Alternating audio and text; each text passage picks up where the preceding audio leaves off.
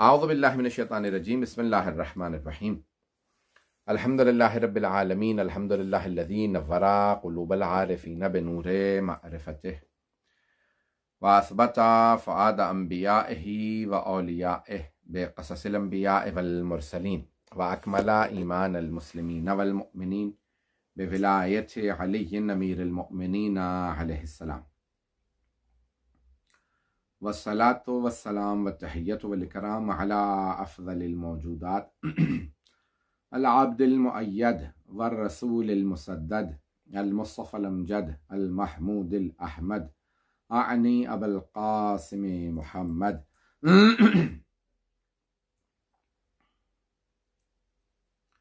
صلى الله عليه وسلم وعلى روحه ونفسه وسهره ووسيه سيد الأتقياء والأصفياء مولى الموالي إمام المتقين علي بن أبي طالب عليه الصلاة والسلام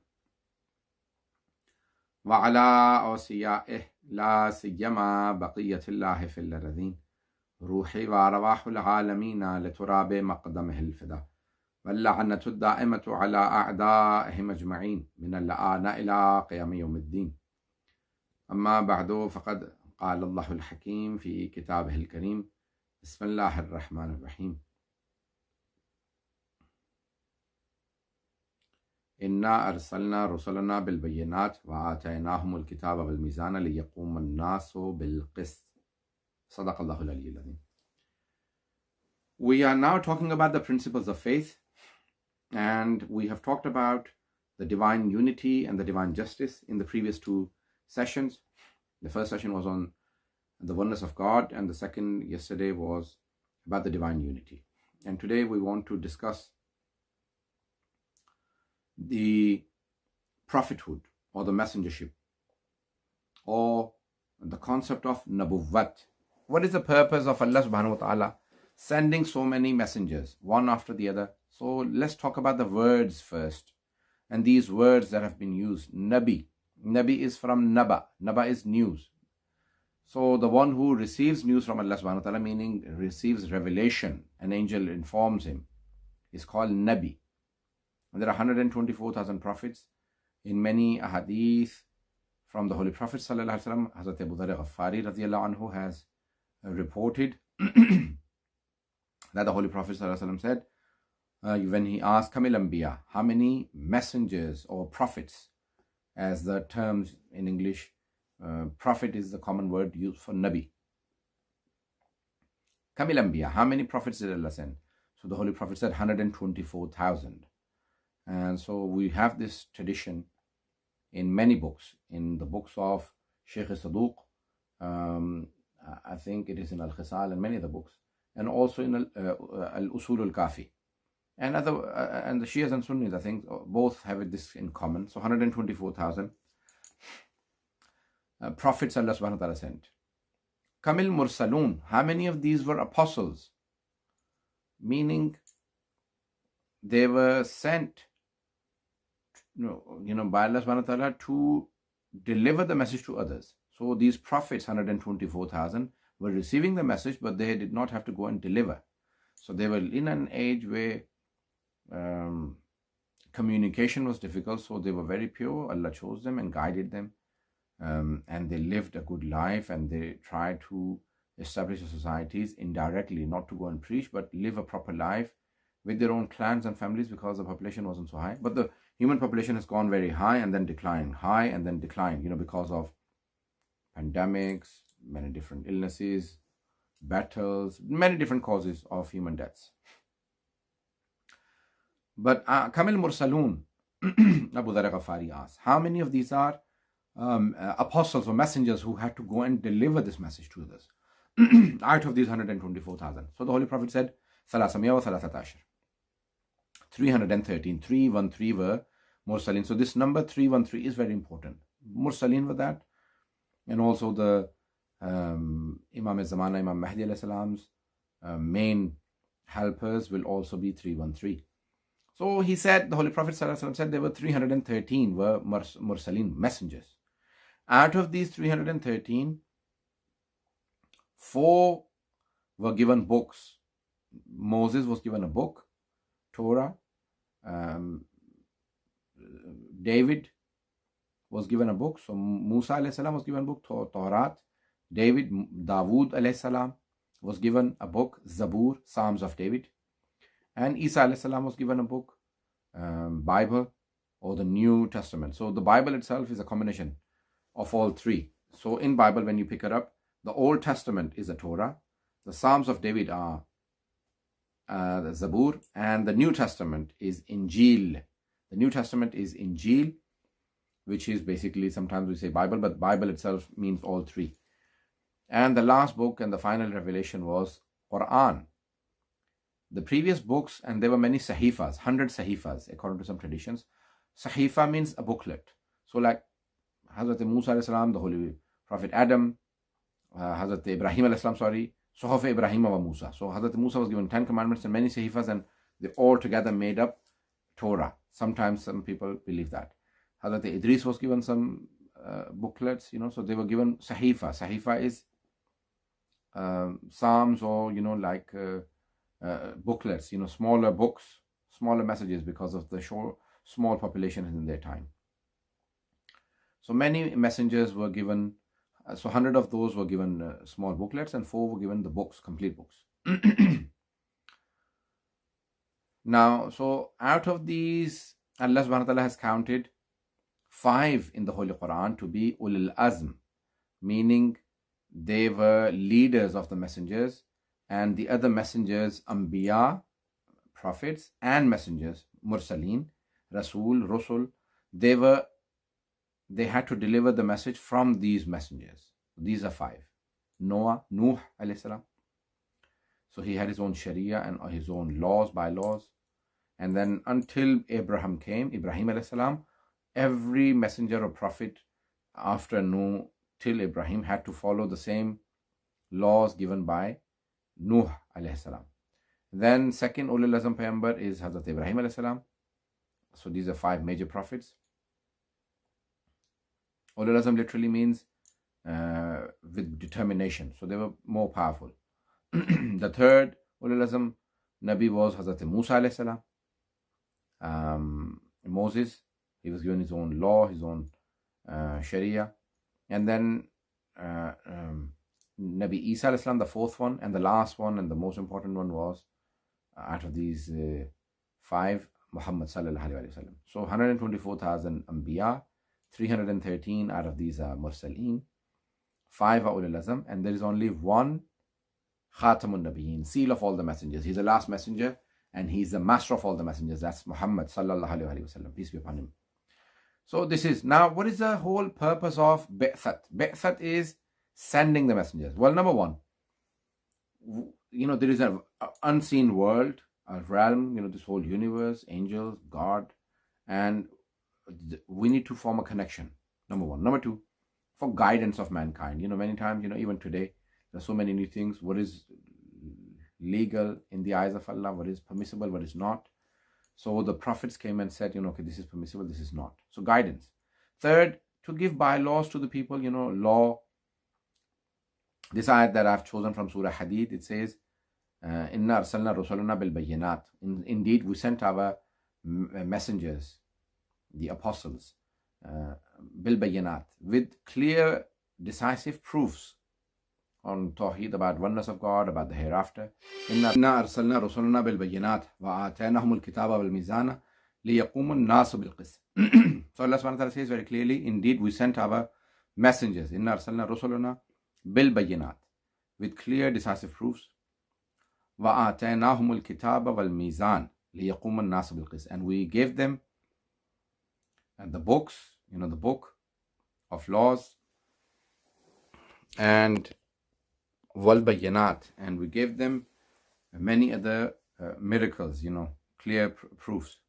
لِيَقُومَ النَّاسُ بِالْقِسْطِ, so that the people may rise with justice. So the social justice is the main purpose. So the Anbiya alayhi salam, prophets were sent, and many times there were corruption from society that prevailed. Some people were divisive, they were corrupt, and for example, different systems came into came into power, corruption prevailed, indecency, and the businesses were going towards a special, line. So all of these different systems that corrupted the society, Allah sent messengers to guide the people again to the path of God, to the right path. For example, the people were corrupt and they were weighing things badly, so Allah sent messengers to say, no, don't do this. So whenever people, in a society, they became corrupt, became robbers or thieves or different corruptions they built within them. So Allah subhanahu wa ta'ala sent messengers to guide them. Now, there are, for every messenger, Allah subhanahu wa ta'ala has given them a goal. They were not necessarily just to establish a government, but the Holy Prophet says, إِنَّمَا بُعِثْتُ لِأُتَمِّمَ مَكَارِمَ الْأَخْلَاقِ. Indeed, Allah has sent me to take the ethics to its peak. Now, we have now become corrupt again, but unfortunately, but the Holy Prophet says that all previous messengers and prophets came to stop people from certain corruptions, and I have come to take the لِأُتَمِّمَ مَكَارِمَ الْأَخْلَاق. Makarim is the plural of like karam and honorable akhlaq, honorable etiquettes, honorable or noble ethics. So the Holy Prophet ﷺ says that every religion there is a recognition for it, and my religion's recognition is ethics. Now, many prophets came, and how do you know if the claim of a prophethood is correct? There are many false prophethood claims even today. So number one, their knowledge. Number two, their personality. So they are seen in the society, they live amongst the people and prove that they are not corrupt. They are very honest, truthful. So they live amongst the people and people know their character. And then, their knowledge. Third, so the knowledge is special, meaning that they are connected to Allah subhanahu wa ta'ala's knowledge through wahi, through revelation. Third, a miracle. Usually they present a miracle to prove that they are from God. They've been sent by Allah subhanahu wa ta'ala. So it is important that when we see the messengers, we see that their lives, they've been the exceptions even they make for themselves, there are signs in them. For example, the Holy Prophet said it is 17 rakats wajib for the people, but for himself 51 rakats wajib. So it was mandatory for the people to pray only 17 cycles of prayers, 17 rakats per day, even today. But upon the Holy Prophet ﷺ, 51 rakats were ordained. So likewise, all exceptions will have a reason.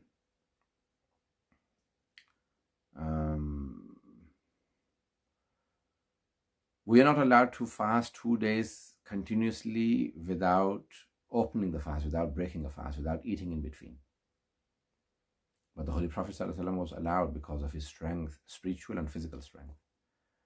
He has to be courageous, he has to be pure, decent, and infallible. Infallibility is one of the major conditions of prophethood and messengership. And likewise, we believe for the Imams alayhi salam. But nevertheless, we'll talk about Imamah tomorrow. So Allah subhanahu wa ta'ala sent all of these messengers, one after the other. And as humanity was progressing, even today we progress. But as the humanity was progressing, because certain things they could not take in early stages, there were very few people, so Allah allowed certain things. For example, in the time of Moses or Abraham, the people were allowed to marry two sisters at one time. But then the Holy Prophet ﷺ came and he said, no, it's forbidden now. So the population was low, So there were certain exemptions for the previous laws, and then they were forbidden. Many people argue that certain things were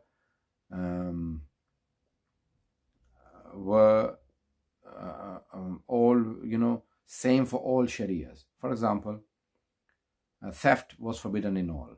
Adultery, fornication was forbidden for all. Drinking wine and alcohol was forbidden for all. So there are so many things, robbery, rape, murder. These were all forbidden for all the messengers and prophets. So certain things were common. So the prophets, different messengers come for the betterment of the society. They come and give the society the things they need. And it is not easy to see the society, how they slowly go into corruption. So Amr bil Maruf Nahi anil Munkar were the main reasons why Allah subhanahu wa ta'ala sent, enjoining the good and forbidding the evil. So many messengers, one after the other, they were sent. So Allah subhanahu wa ta'ala, for their guidance, for establishing justice, to people to be fair, and certain ethical qualities they all had to possess, and certain basic fundamental teachings they all had to have. Oneness of God, they all preached that there is no God but Allah. And even in the times of Noah, going thousands of years back, even in his time, for example, he told the people, do not worship idols. Ibrahim alayhi salam preached to the people, do not worship idols. Moses, in the time of Hazrat Musa alayhi salam, he preached, do not worship idols. So idol worshipping had come into the societies, and there were pagans who did not believe in one God. So Allah subhanahu wa ta'ala continuously sent them to send his messengers to preach to the people that they need to believe in one God. And secondly, they needed to establish certain laws in societies. So the society goes corrupt. There are certain social norms that we pick up from each other. Now, if religion is based on fitrat, on nature, then how come the people become corrupt? Now, even today we believe that we are born truthful, we are born decent, and the society corrupts us. So even today we can see that, if you can slowly go back to the natural disposition that Allah subhanahu wa ta'ala has created us on. But for example, it is in our nature to love our children, but the Bedouin Arabs used to bury their daughters alive. So it is something that in the society which prevails, one person does it and he convinces the other, and then when the society starts doing it and children grow up seeing it to be a common practice and a norm, then they do not feel that it is so evil.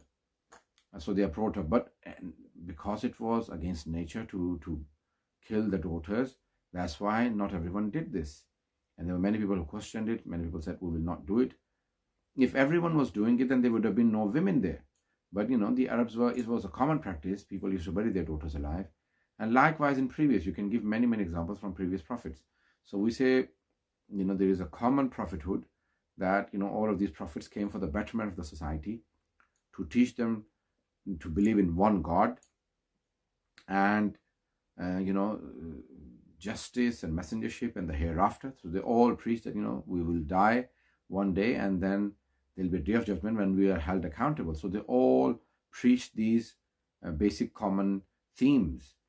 But then they all came for if there were certain corruptions in a society. Certain corruptions had prevailed in different societies at different times, in different ages, different eras. In the history of mankind, we have gone through different phases. But the Almighty in the Holy Quran says, وَمَا كُنَّا نُهْلِكَ الْقُرَىٰ حَتَّى نَبْعَثَ رَسُولًا. We do not punish a city until we send. We do not punish a population until we send a messenger. So Allah subhanahu wa ta'ala, continuously sent messengers. And certain societies, you can see certain good teachings amongst them. There are signs that there must have been some messengers who came, and over the years they have only preserved a few good teachings and they've lost a lot of good. So it is impossible that Allah subhanahu wa ta'ala, the whole big earth, no messengers came anyway except for the Middle East, West Asia, in Palestine, Iraq, Hijaz, or North Africa. No, so there were messengers sent all over the world. but their teachings have been lost, and Allah has only mentioned 24, 25 messengers, more sacred messengers, and probably whose messages were relevant to the societies of all times. But it doesn't mean that there were only these messengers. So Allah doesn't talk about how many messengers. The Quran is not a book of history, it is a book of guidance. Hudal lil muttaqeen, it is a guidance for the people who want to learn. So Allah subhanahu wa ta'ala does not mention it as history, but He mentions for guidance. There are lessons in all of the historical accounts that Allah subhanahu wa ta'ala mentions in the Holy Quran. So Allah gave all messengers some sort of miracles that were needed in their own time. So depending on the demands of the time, Allah subhanahu wa ta'ala gave miracles to those prophets. So for example, to Hazrat Musa alayhi salam, Allah subhanahu wa ta'ala saw that there is magicians were very powerful, magic was prevailing in his time, so Allah gave him 2 miracles. His hand that he would place into his pocket and take it out, which had light coming out that no one could see through, and he would just walk through. And second, his staff, he would throw it on the ground and it would turn into a python. But so these are miracles of Allah subhanahu wa ta'ala. In the time of Jesus, the people were very advanced in medicine, some sort of medicine of their own time. It wasn't probably allopathy, but it was some sort of herbal medicine or whatever. They were very advanced, they were very learned. Many of these things, expertise in the human beings, herbal medicine, we have lost over the years, because many of those experts were greedy to keep those teachings to themselves and did not teach everyone.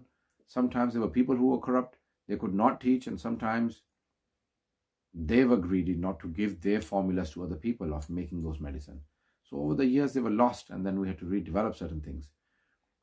But they were very good experts, and then Allah gave Jesus a special hand where he could touch the born blind and deaf and dumb, mute, he would cure, because they could not cure certain illnesses, leprosy and blindness, and he would be able to do that.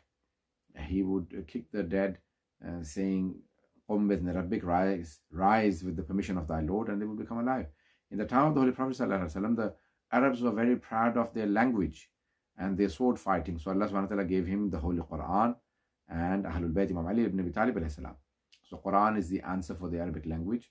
It still is alive today. No one has been able to fulfill the challenge. So Allah subhanahu wa ta'ala laid challenges that if you think that he is wrong, then bring an answer to the miracles that they are presenting to you. So the Holy Prophet's living miracle is the Holy Quran. We've already talked about it in many different places, but briefly.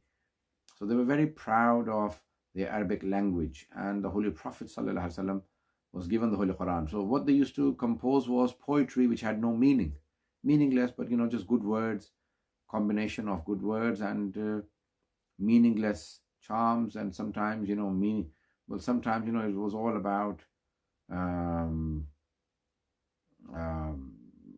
worldly things. And the Holy Prophet was given the Holy Quran, which is a living miracle, which had, every verse had a meaning. It had some sort of message, and it had accurate accounts of history, prophecies about the future. It had guidance, and the depth of every ayat was remarkable. That the Holy Prophet ﷺ, when he addressed the people who would listen, even the ones who did not believe, were mesmerized and were impressed, that they had to say that he is probably a magician. And then in the beginning that worked, and then later on people said, oh, he's not a magician.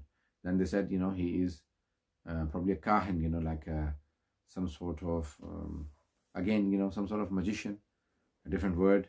And then they said he is a poet, he's making it up. And then they said, finally, the people of Mecca, they said he is crazy. So they had different propagandas against him, against the prophets and even against Prophet of Islam. That did not work. So when it didn't work, then they said, okay, we've called him all sorts of names, and people believed us in the beginning, and then slowly that wore out, so we called him something new. A lot of the general public masses do not care. Whatever propaganda, whatever accusations you place, they just believe or they don't care. And some people do care and they ask questions, how, why. So then the Arabs couldn't answer, so they made up new allegations against him. First they said, he's a magician. When it stopped working, then they said, okay, he's a poet. So he's making up the Holy Quran by himself. It's poetry. And they realized it's not poetry, and it has deep meaning. So then they said, okay, he is crazy. So in the beginning, they said, yeah, probably he's crazy. And the children started hitting him with stones. And later on, they realized, no, he is not crazy. He is a wise person. And, the things he says make sense. So a lot of people converted. And then he migrated to Medina, and then he formed a government, and he was very influential, and he formed a religion which is the fastest spreading religion. And even today, if people read the Holy Quran, they will find guidance in it about the oneness of God, about the hereafter, about the messengership, about the messages it has. So it's a masterpiece of work. The Holy Quran is a living miracle of the Holy Prophet, and we still benefit from the guidance of the Holy Quran. So Allah subhanahu wa ta'ala sent a number of messengers over the centuries, over the millenniums, and they all preached. And then Allah subhanahu wa ta'ala said, okay, he's the last messenger. وما محمد إلا رسول قد خلت من قبل رسول فإن مات أو قتل لانقلبتم إلى أعقابكم. Muhammad is not but a messenger. If he is killed or if he dies, then many of you will return back to your old doings. And so Allah subhanahu wa ta'ala sent other verses where he said, Khatamun Nabiyyin, he is a seal of the messengers. Seal of the messengers, in the end of the letter, in olden days, they would, in the ring, would have their stamp. And as soon as they place a stamp on the letter, meaning anything after this stamp is not acceptable, is not a part of the letter. So Allah subhanahu wa ta'ala said, he is the seal of the messengers. Khatamun Nabiyyin. So after him, there will be no messengers. Why? Allah subhanahu wa ta'ala sent no message. Now the humanity had reached a perfection. They had reached a level that after that they did not need new laws. So the laws are eternal, and the Quranic laws, and they would last till the day of judgment.